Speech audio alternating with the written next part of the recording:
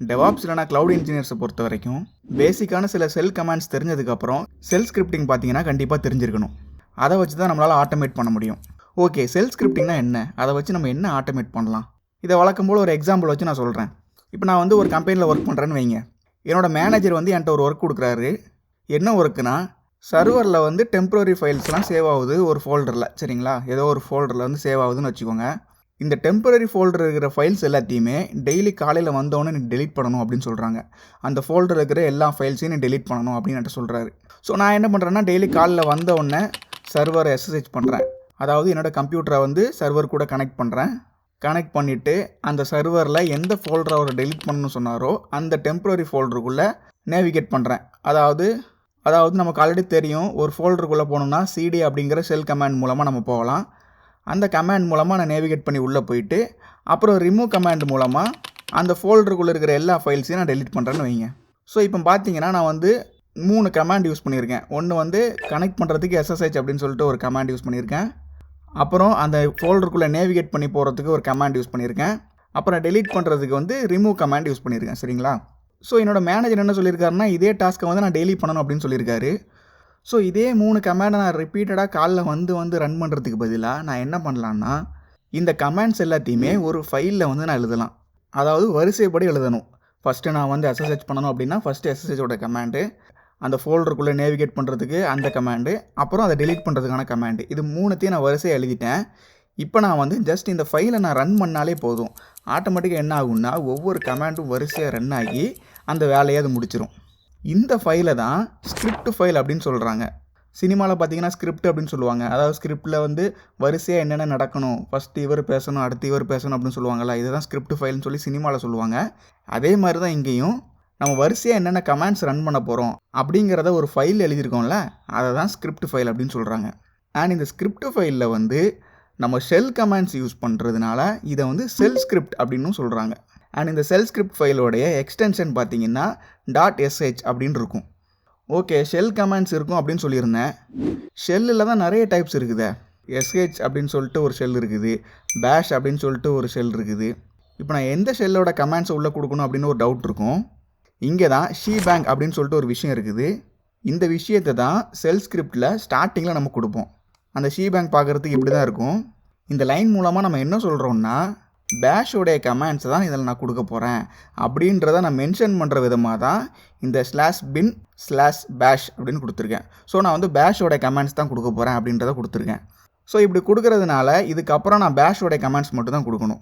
Suppose நீங்கள் வந்து sh commands கொடுக்கணும் அப்படின்னு நினைக்கிறீங்கன்னா /bin/sh அப்படின்னு கொடுக்கலாம். ஸோ இது வந்து நிறைய இன்டர்வியூஸில் கேட்பாங்க. ஸோ இது வந்து ஞாபகம் பிடிச்சிக்கோங்க. ஓகே, இப்போ வந்து உங்களுக்கு ஷெல் ஸ்கிரிப்ட் அப்படின்னா என்ன அப்படின்றது ஒரு ஐடியா கிடச்சிருக்குன்னு நினைக்கிறேன். இப்போ நான் வந்து நம்ம ஹேண்ட்ஸ் ஆனாக பார்த்துடலாம். நான் ஆல்ரெடி சொன்ன டாஸ்க்கை வந்து நான் இப்போ க்ரியேட் பண்ண போகிறேன். அதாவது ஒரு ஃபோல்டருக்குள்ளே இருக்கிற எல்லா ஃபைல்ஸையும் டெலீட் பண்ணணும். அதுக்கு வந்து நான் ஷெல் ஸ்கிரிப்ட் எழுத போகிறேன். சரிங்களா? ஃபஸ்ட்டு எப்பயும் ஷெல் ஸ்கிரிப்ட் எழுதுறதுக்கு முன்னாடி நீங்கள் என்ன பண்ணணும்னா, அந்த கமாண்ட்ஸ் எல்லாம் ஃபஸ்ட்டு நார்மலாக நம்ம வந்து டெர்மினலில் ரன் பண்ணி பார்க்கணும்.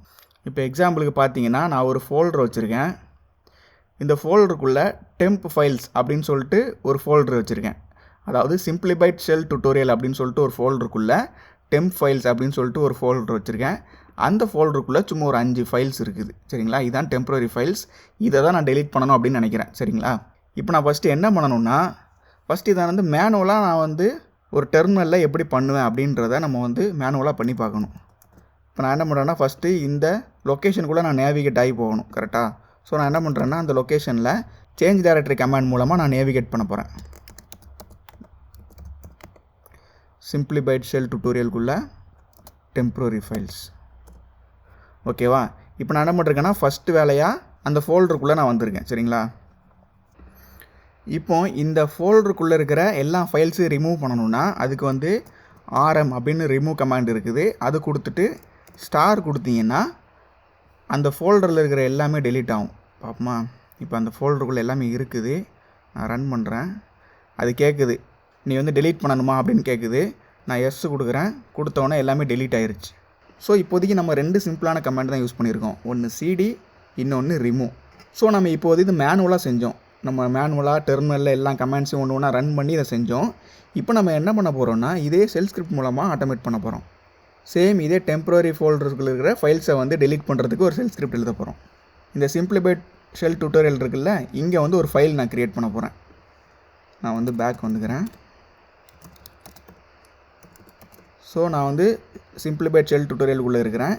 இங்கே வந்து நான் வந்து ஒரு ஃபைல் க்ரியேட் பண்ண போகிறேன். அந்த ஃபைலோடைய பேர் என்னென்னா delete.sh. சரிங்களா, இந்த ஃபைலில் தான் நான் க்ரியேட் பண்ண போகிறேன். க்ரியேட் பண்ணுறதுக்கு நம்ம என்ன கமாண்ட் யூஸ் பண்ணுவோம்? டச் அப்படின்னு ஒரு கமாண்ட் யூஸ் பண்ணுவோம். ஸோ இப்படி க்ரியேட் பண்ணால் இங்கே க்ரியேட் ஆயிரும் delete.sh. ஸோ நான் என்ன பண்ண போகிறேன்னா நேனோ யூஸ் பண்ணி உள்ளே எடிட் பண்ண போகிறேன். நேனோ யூஸ் பண்ணி delete.sh கொடுத்தோடனே அந்த ஃபைலுக்குள்ளே நான் வந்துட்டேன். ஸோ அந்த ஃபைலை வந்து நான் ஓப்பன் பண்ணிட்டேன். ஓகே, இப்போ நான் என்ன சொல்லியிருந்தேன் ஆல்ரெடி, ஃபஸ்ட்டு ஒரு ஷெல் ஸ்கிரிப்டை நம்ம ஓப்பன் பண்ணோன்னா ஃபஸ்ட்டு லைனில் ஷீபேங் அப்படின்னு சொல்லிட்டு ஒரு விஷயத்தை கொடுக்கணும்னு சொல்லியிருந்தேன். ஸோ நான் வந்து ஃபஸ்ட் நான் ஷீபேங்கை கொடுத்துட்டேன். சரிங்களா, ஸோ இது மூலமாக நான் என்ன சொல்கிறேன்னா நான் வந்து பேஷ் கமாண்ட்ஸ் தான் கொடுக்க போகிறேன் அப்படின்னு நான் சொல்கிறேன். சரி, அடுத்து நான் என்ன பண்ணணும்? இந்த டெம்பரரி ஃபைல்ஸ்குள்ளே வந்து நான் நேவிகேட் பண்ணணும். ஸோ இந்த பாத்தை முதல்ல காப்பி பண்ணிக்கலாம். இப்போ நான் என்ன பண்ண போகிறேன், சிடி இந்த பாத். ஸோ ஃபஸ்ட்டு ஷெல் ஸ்கிரிப்டை ரன் பண்ண உடனே அவன்கிட்ட ஷீபேங் என்னன்னு சொல்லிட்டேன். அடுத்து நீ என்ன பண்ண போகிறேன்னா இந்த டெம்பரரி ஃபைல்ஸ்குள்ளே நீ வந்து நேவிகேட் பண்ணணும் அப்படின்னு சொல்லியிருக்கேன். அடுத்து நம்ம என்ன கமாண்ட் யூஸ் பண்ண போகிறோன்னா ரிமூவ் ஸ்டார். சரிங்களா, இப்போ நம்ம என்ன பண்ணியிருக்கோன்னா அந்த ஃபோல்டர் இருக்கிற ஃபைல்ஸ் எல்லாத்தையுமே ரிமூவ் பண்ணு அப்படின்றத சொல்லியிருக்கேன். ஸோ நம்ம 2 கமாண்ட் கொடுத்துட்டோம். இப்போது ஷெல் ஸ்கிரிப்டில் வந்து இது நடந்துச்சா இல்லை அப்படின்றது நமக்கு தெரியாது. ஸோ நம்ம என்ன பண்ணலான்னா லாக்ஸ் வந்து நம்ம போடலாம். அதாவது ஷெல் ஸ்கிரிப்ட் ரன் ஆன உடனே ஷெல் ஸ்கிரிப்ட் ஸ்டார்டட், அப்புறம் வந்து ஃபைல் வந்து டெலீட்டட், இந்த மாதிரி நம்ம வந்து டெர்மினலில் வந்து லாக்ஸ் பிரிண்ட் பண்ணலாம். அதுக்கு நம்ம எக்கோ கமாண்ட் யூஸ் பண்ணலாம். இப்போ வந்து எக்கோ இதில் வந்து நமக்கு தேவையான இன்ஃபர்மேஷனை கொடுத்துக்கலாம். நான் என்ன கொடுக்குறேன்னா delete script started.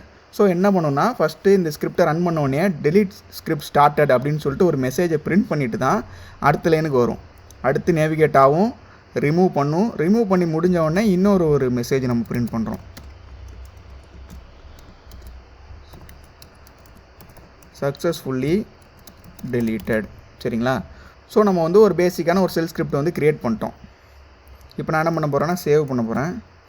சேவ் பண்ண உடனே இப்போ இந்த ஷெல் ஸ்கிரிப்டை வந்து எக்ஸிக்யூட் பண்ணணும். நான் இவ்வளோ நேரம் என்ன சொன்னேன்னா ஷெல் ஸ்கிரிப்டை ரன் பண்ணணும் அப்படின்னு சொல்லியிருந்தேன். அதை எப்படி ரன் பண்ணுறது? ரொம்ப சிம்பிள் தான்.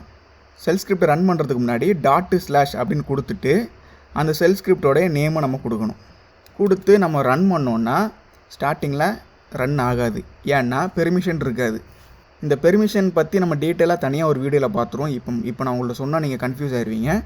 ஸோ இதை வந்து பெர்மிஷனை வந்து கொடுக்கறதுக்கு நம்ம என்ன பண்ணணும்னா chmod u+x delete அந்த ஃபைலோடைய நேமு, அதாவது சேஞ்ச் மோடு அப்புறம் u+x அந்த delete.sh அந்த ஃபைலோட நேம் கொடுத்தீங்கன்னா அவனுக்கு வந்து பெர்மிஷன் வந்துடும்.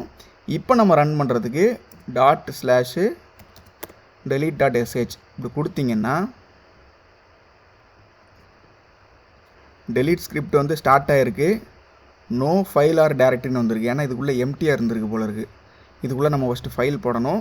அப்புறம் வந்து சக்ஸஸ்ஃபுல்லி டெலீட்டட் அப்படின்னு சொல்லிட்டு ஒரு மெசேஜ் பிரிண்ட் ஆகிருக்கு. நம்ம ஒழுங்காக பண்ணுவோம். ஃபஸ்ட்டு என்ன பண்ணுவோம்னா இந்த டெம்பரரி ஃபைல்ஸுக்குள்ளே சில ஃபைல்ஸை போடுவோம். சரிங்களா, இப்போ சும்மா ஃபைல்ஸ் போட்டாச்சு. இப்போ அந்த ஸ்கிரிப்டை அகைன் ரன் பண்ணுவோம். ./delete.sh கொடுத்தா டெலீட் ஆகிடுச்சு பாருங்கள். ஃபஸ்ட்டு என்ன இருக்குது, delete script started அப்படின்னு நம்ம ஃபஸ்ட்டு பிரிண்ட் பண்ணோம். அப்புறம் delete ஆகிருக்கு, அதாவது இந்த ஃபோல்டருக்குள்ளே வந்திருக்கும். அப்புறம் இதெல்லாம் delete பண்ணிவிட்டு நம்ம கடைசியாக கொடுத்த echo command successfully deleted. So நான் வந்து அவ்வளோ நேரம் மேனுவலாக உட்காந்து சிடி அது இதுன்னு கொடுக்கறதுக்கு பதிலாக ஒரு ஷெல் ஸ்கிரிப்டை ஒரு வாட்டி எழுதிட்டோம்னா ஜஸ்ட்டு ரன் பண்ணால் போதும், ஆட்டோமேட்டிக்காக delete ஆயிடுவான். ஸோ நான் இப்போ சொன்னது வந்து ரொம்ப பேசிக்கான ஒரு விஷயந்தான். இந்த ஷெல் ஸ்கிரிப்டை யூஸ் பண்ணி பயங்கரமாக ஆட்டோமேட் பண்ணுவாங்க. அண்ட் டெவாப்ஸை பொறுத்த வரைக்கும் அதில் ஒர்க் பண்ணுறவங்களோட மைண்ட் செட் எப்படி இருக்கணும்னா ஒரு விஷயத்தை 1-2 வாட்டி பண்ணாலே அதை எப்படி ஆட்டோமேட் பண்ணலாம் அப்படின்னு தான் யோசிக்கணும். அந்த ஆட்டோமேட் பண்ணுறதுக்கு ஷெல் ஸ்கிரிப்ட் அப்படிங்கிறது வந்து ஒரு முக்கியமான ஒரு விஷயம். அண்ட் இந்த ஷெல் ஸ்கிரிப்ட் இருக்குல்ல, இவ்வளோ நேரம் நம்ம பார்த்தோம். இதில் ஜஸ்ட்டு நம்ம என்ன பண்ணோம்னா ஷெல் கமாண்ட்ஸை மட்டும் தான் வரிசையாக கொடுத்தோம். ஆனால் இதில் இதுக்கு மேலேயும் பண்ணலாம். எப்படி ஒரு ப்ரோக்ராமிங் லாங்குவேஜில் வந்து variables, if condition, for loop இப்படிலாம் இருக்குதுல்ல, இதே மாதிரி ஷெல் ஸ்கிரிப்ட்லேயும் இது எல்லாமே கொடுக்கலாம். ஸோ இப்படி கொடுக்கறது மூலமாக நம்ம இஷ்டத்துக்கு எப்படினாலும் ஆட்டோமேட் பண்ணலாம்.